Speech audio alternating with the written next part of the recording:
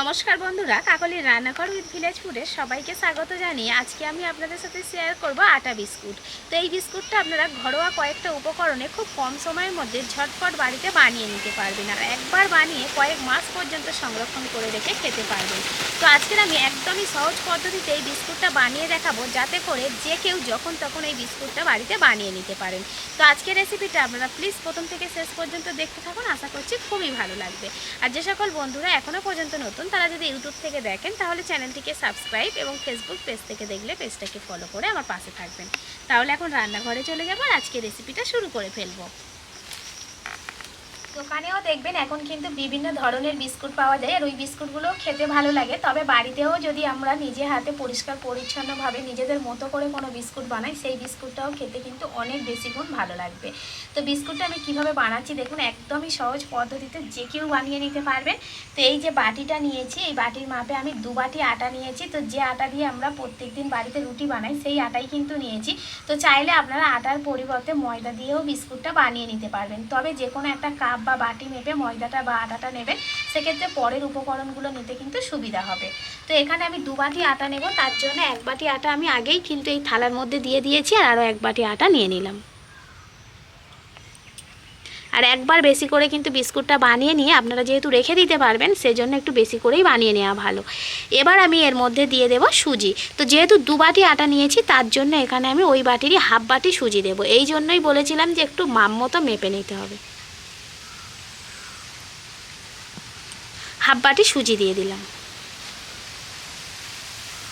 এবার যেটা দেব সেটা হলো ড্রাই কোকোনাট। আমার বাড়িতে ড্রাই কোকোনাট ছিল বলেই আমি কিন্তু ড্রাই কোকোনাটটা নিয়েছি। তো আপনাদের কাছে যদি ড্রাই কোকোনাট না থাকে নাও দিতে পারেন, তবে দিলে কিন্তু বিস্কুটটা খেতে খুবই ভালো লাগবে। তো এই বাটির হাফ বাটি দিয়ে দেব ড্রাই কোকোনাট।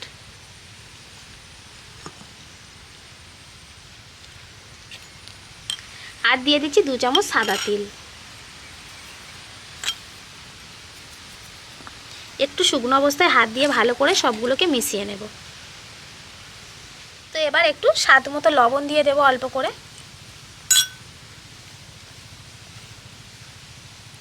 এবার বেশ কিছুটা সাদা তেল দিয়ে দেব। সাদা তেল দিয়ে কিন্তু এই আটাটাকে ভালো করে ময়াম দিয়ে নিতে হবে, তবেই বিস্কুটগুলো খাস্তা হবে।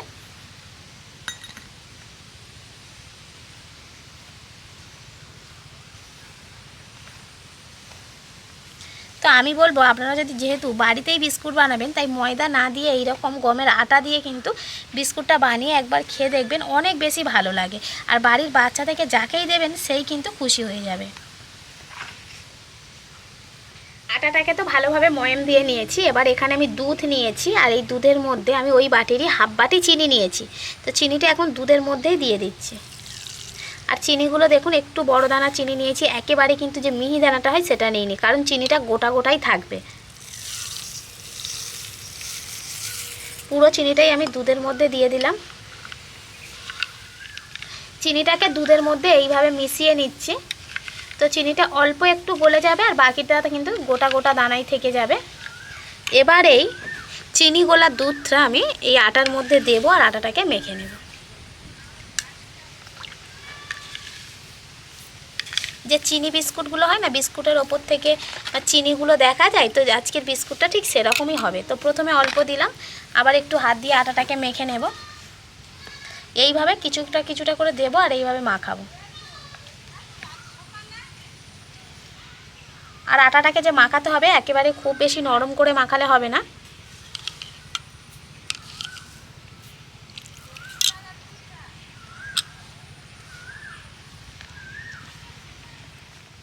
তো আটাটাকে আমি মেখে নিয়েছি, ঠিক এরকম হয়েছে।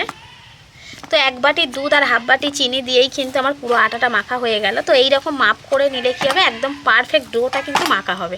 আর এইভাবে এই যে ফাটগুলো রয়েছে এগুলো কিন্তু এরকম ফাটাই থাকবে, একেবারে নরম করে মাখা যাবে না। তো এইরকম থাকলেই জানবেন বিস্কুটটা একদম পারফেক্ট হবে। তো এবার আমি এই ডোটাকে নিয়ে বেলে নেব।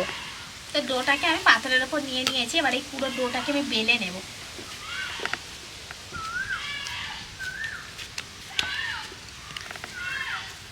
চারিদিক কিন্তু অসমান হলেও হবে, কোনো অসুবিধা নেই। একেবারে খুব বেশি পাতলা করে আমি বেলবো না। এমনভাবে বেলতে হবে যেন ধার মাঝখান পুরোপুরি মানে সমান মতো থাকে, অর্থাৎ একদিক পাতলা একদিক মোটা এরকম যেন না হয়।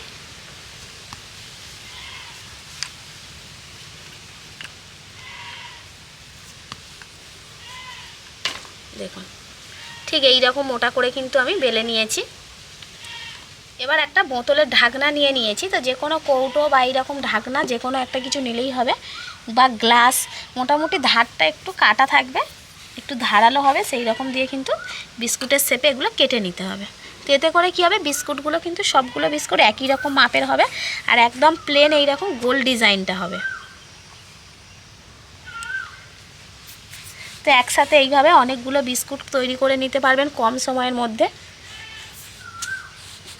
একটা বড় করে এইরকম রুটির মতো করে বেললে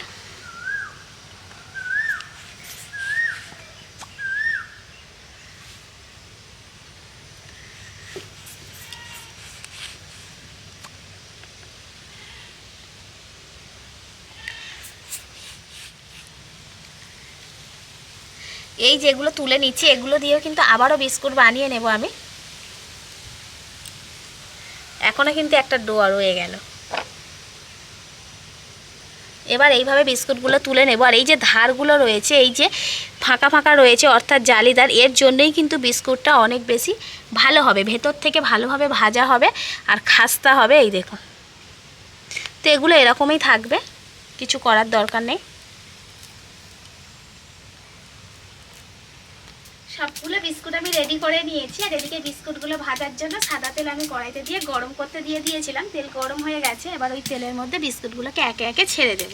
মাঝারি আঁচে কিন্তু জাল দিয়ে বিস্কুটগুলোকে সুন্দর করে এপার ওপার করে ভেজে নিতে হবে, যাতে ভিতর থেকে বিস্কুটটা খুব সুন্দরভাবে ভাজা হয়ে যায় আর একসাথে অনেকগুলো বিস্কুট ভেজে নেওয়া যাবে।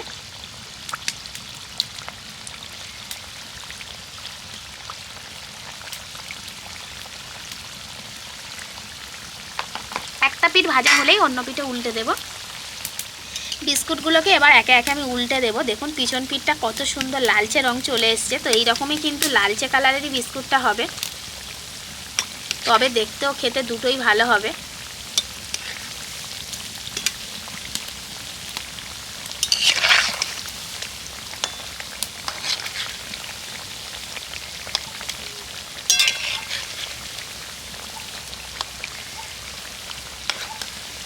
এইভাবে বেশ কয়েকবার আমি উল্টে পাল্টে বিস্কুটগুলোকে সুন্দর করে ভেজে নিই। খুব সুন্দর করে লাল লাল করে বিস্কুটগুলোকে ভেজে নিয়েছি, এবার তেল থেকে তুলে নেব। আজকে বিস্কুটগুলো কত সুন্দর হয়েছে দেখুন। বাকি বিস্কুটগুলো একই রকমভাবে ভেজে নেব।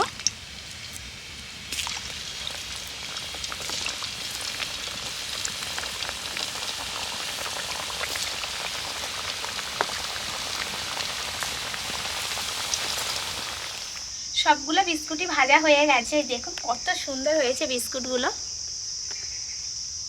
তো প্রত্যেকটা বিস্কুট কতটা মুচমুচে হয়েছে দেখুন।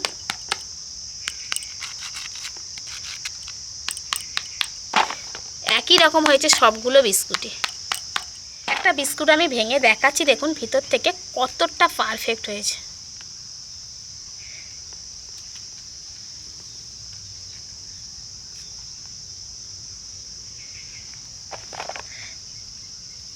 সবগুলো বিস্কুটই কিন্তু একই রকম হয়েছে।